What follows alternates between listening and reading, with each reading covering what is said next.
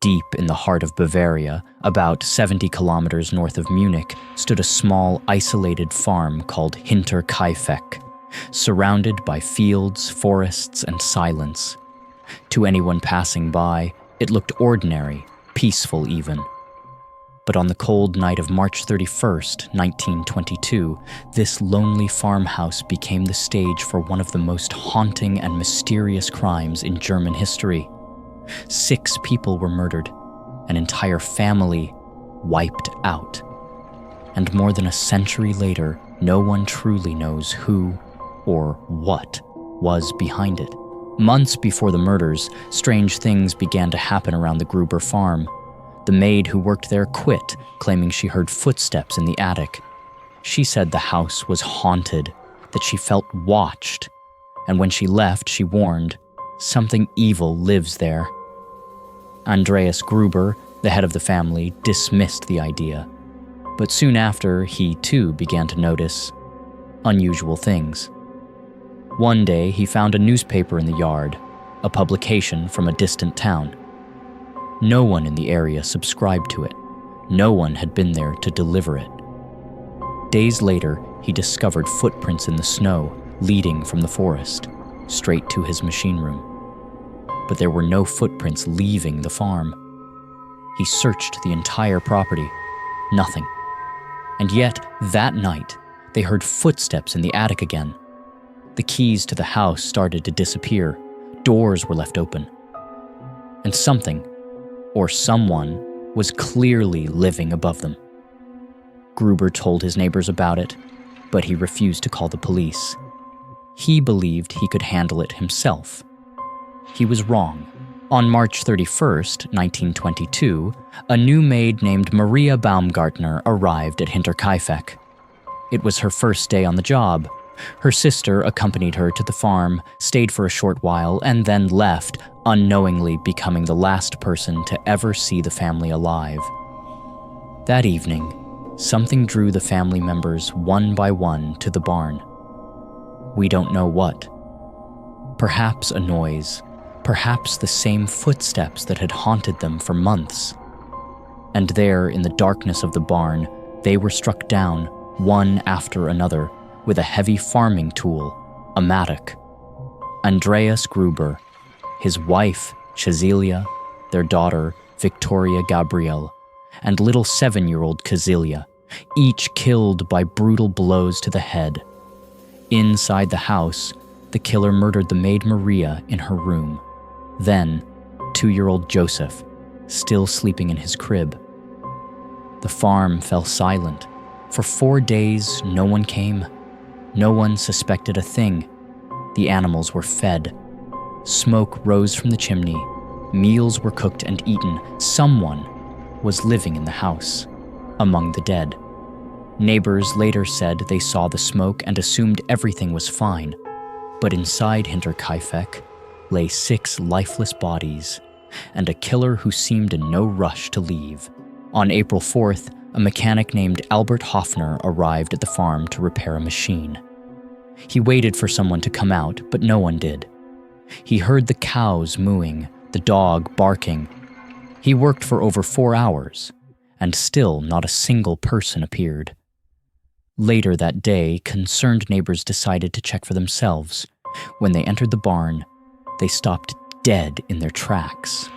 Beneath piles of hay, they saw a human hand, then another. One by one, they uncovered the bodies, the Gruber family and the little girl, Cecilia. Inside the house, they found Maria and baby Joseph. All had been killed in the same horrific way. No one could believe it. In their small, quiet village, something monstrous had happened. Police arrived from Munich the next morning. The scene was chaos. The bodies had been moved by neighbors who were too shocked to wait. Evidence was trampled. Fingerprints were useless. An autopsy was performed in the barn itself. It confirmed the weapon, a mattock. But the murder weapon wasn't found. The killer had taken it, or hidden it well. They discovered something horrifying. Young Cecilia had survived for hours after the attack. When they found her, Her hands were clutching her own hair, ripped out in pain and terror. Money and valuables were untouched. This was no robbery. And yet, the killer had stayed, fed the animals, and even cooked meals. Whoever it was comfortable there. Theories spread like wildfire. Was it a stranger hiding in the attic for weeks? A drifter passing through? Or was the killer someone the family already knew? One of the first suspects was Carl Gabriel, Victoria's husband, who had supposedly died during World War I, but his body was never found. Some claimed Carl had survived, changed his name, and returned home to find his wife in an incestuous relationship with her father, Andreas Gruber. Was it revenge or madness? We'll never know. Another suspect was Lorenz Schlittenbauer, a nearby farmer, and possibly the real father of baby Joseph. He was the one who led neighbors to the bodies. He was also able to open the locked front door with a key that had gone missing days before the murders. When questioned, he claimed he had been given a spare key earlier by Victoria, but his behavior that day raised suspicion. He wandered through the house alone, as if searching for something. Years later, he made comments suggesting knowledge only the killer could have. Still, there was no proof. Decades later, new suspects emerged, the Gump brothers. A dying woman claimed they had confessed to her that they killed the Grubers. But like every other lead, it went nowhere. No one was ever charged. The Hinterkaifeck farmhouse was demolished a year later.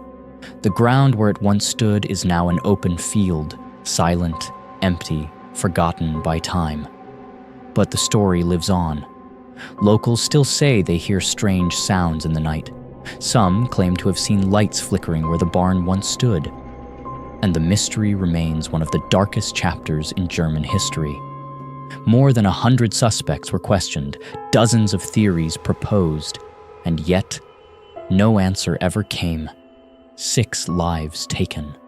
A killer who stayed among the dead, and a silence that still echoes across the Bavarian fields. Even today, a small memorial stone stands where the farmhouse once was. It bears 6 names, but no justice.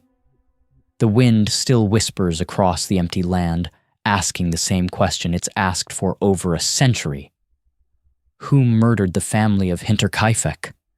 And perhaps, the only one who ever knew the truth, never left that farm at all.